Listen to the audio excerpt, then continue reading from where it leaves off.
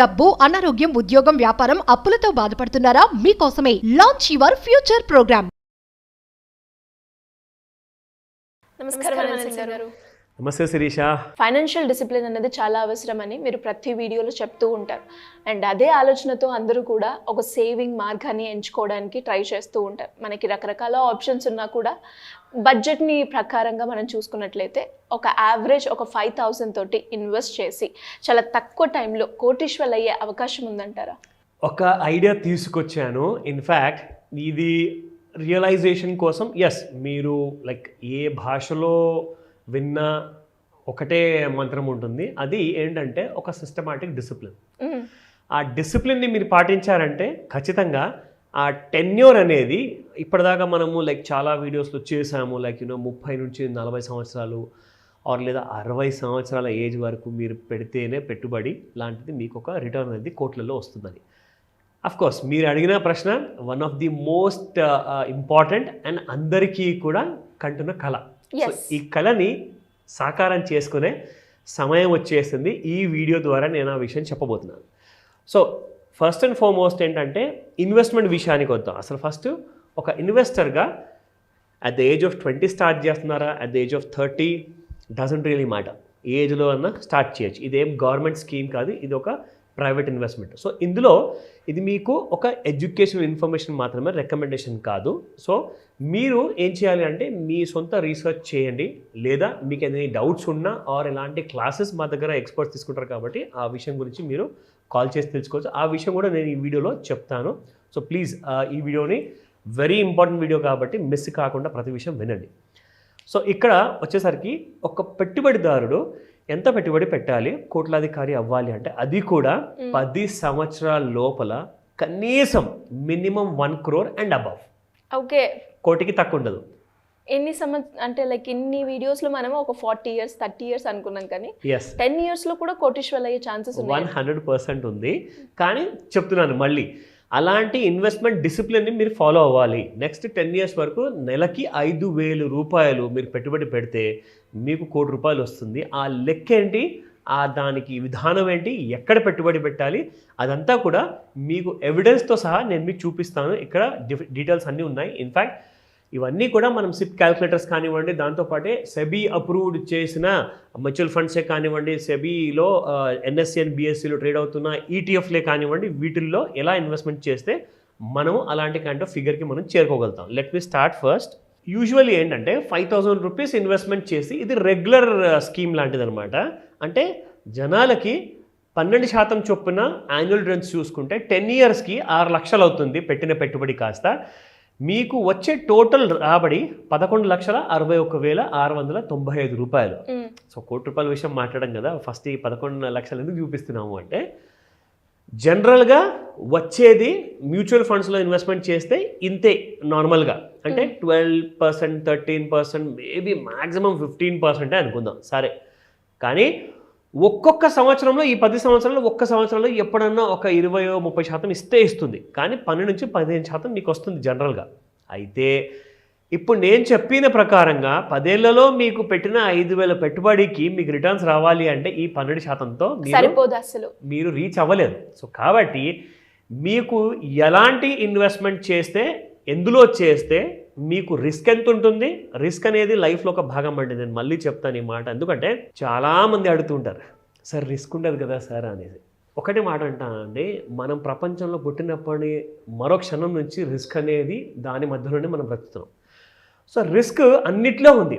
మనం తింటున్న తిండిలో ఉంటుంది, మనం నడిపించే బండిలో ఉంటుంది, మనం కూర్చొని పని చేసుకుంటున్న ఆఫీస్లో ఉంటుంది, రాత్రికి వచ్చి పడుకునే ఇంట్లో కూడా ఉంటుంది రిస్క్. సో రిస్క్ అనేది మీకు ప్రతి చోట్ల ఉందండి. సో ప్లీజ్ రిస్క్ ఉంటుందా అన్న విషయం మాత్రం మీరు మర్చిపోండి. ఈ ప్రశ్న అడగద్దు. రిస్క్ ఖచ్చితంగా ఉంటుంది, కానీ రిస్క్ ఎంత ఉంటుంది అంటే, నా ప్రాణం పోయేంత రిస్క్ ఉంటుందా, లేదంటే నా పెట్టిన పెట్టుబడి పోయేంత రిస్క్ ఉంటుందా, లేదంటే ఆ పెట్టుబడిలో నుంచి ఒక ₹1,00,000 పెట్టారనుకోండి, ₹1,000 పోయేంత రిస్క్ ఉంటుందా. సో రిస్క్ని ఎలా మిటిగేట్ చేయాలి, ఎలా కంట్రోల్ చేసుకోవాలి, ఎలా మినిమైజ్ చేసుకోవాలి. మళ్ళీ చెప్తున్నాను, రిస్క్ని మీరు మినిమైజ్ చేసుకుంటేనే ప్రాఫిట్ మ్యాక్సిమైజ్ అవుతుంది.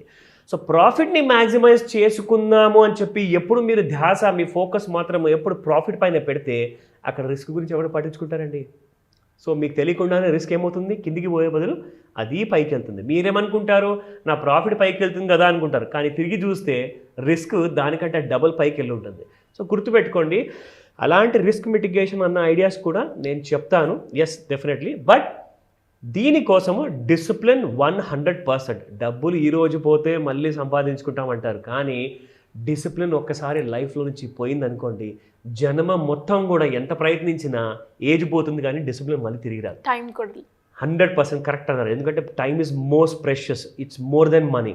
సో కాబట్టి మీరు ఇన్వెస్ట్ చేయడానికి నేను ఒకే ఒక మంత్రం చెప్తానండి, ఇన్వెస్ట్ ఇన్ ఈటీఎఫ్స్. ఈటీఎఫ్ అంటే ఏంటి?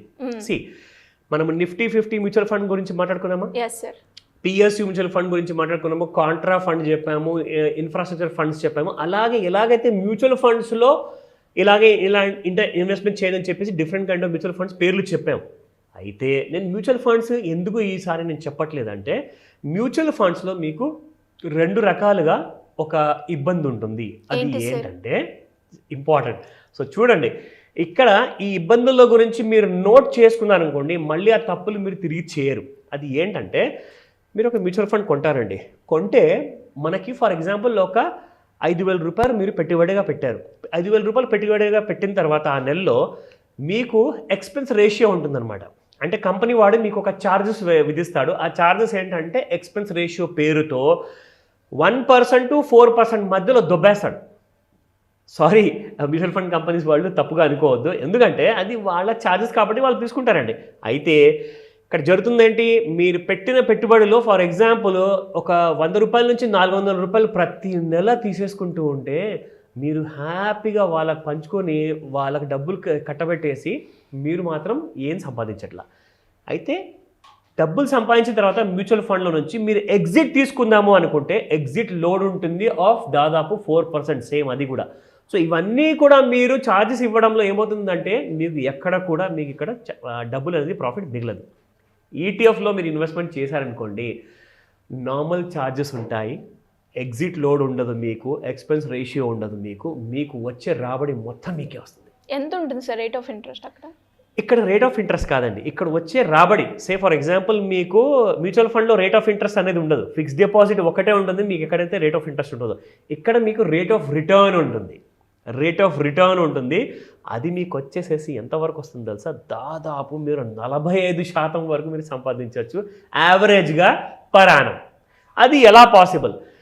సింపుల్గా అండి, మీరు ఒక 10 లక్షల రూపాయలు సే ఈ 6 లక్షల రూపాయలు వర్త్ సిప్ మీరు ఒకటిసారి లంసమే చేసేసారనుకుందాం.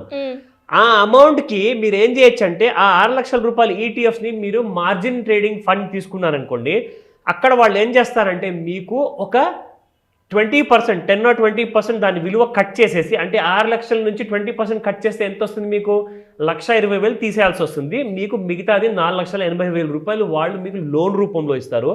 అది మీరు వాడుకొని మీకు ఇంకా అడిషనల్గా ప్రాఫిట్ తెచ్చుకోవచ్చు. అది ఎంత వస్తుంది తెలుసా, ఎగ్జాక్ట్గా మీకు చెప్తున్నాను. నెక్స్ట్ 10 yearsలో 5,000 రూపాయలు చొప్పున మీరు పెట్టిన పెట్టుబడికి 6 లక్షలకి 1,13,29,978 రూపాయలు. రఫ్గా చెప్పాలి అంటే 1,13,00,000 వస్తాయండి మీకు. ఆ మిగతా చిన్న అమౌంట్ పక్కన పెట్టేయండి. సో మీరు పెట్టిన పెట్టుబడి 6 లక్షలు మాత్రమే. ఒకవేళ మీరు దానిపైన మార్జిన్ ఫండ్ తీసుకున్నారనుకోండి, ఇంకా మీ రిటర్న్ చాలా ఎక్కువ ఉంటుంది. అది మీకు కావాలనుకుంటే 10 yearsలో ఒకవేళ 45% రాలేదు అనుకుందాం ఎగ్జాంపుల్, ఎందుకంటే 45, 46 అలాంటి మధ్యలో ఉంటుంది.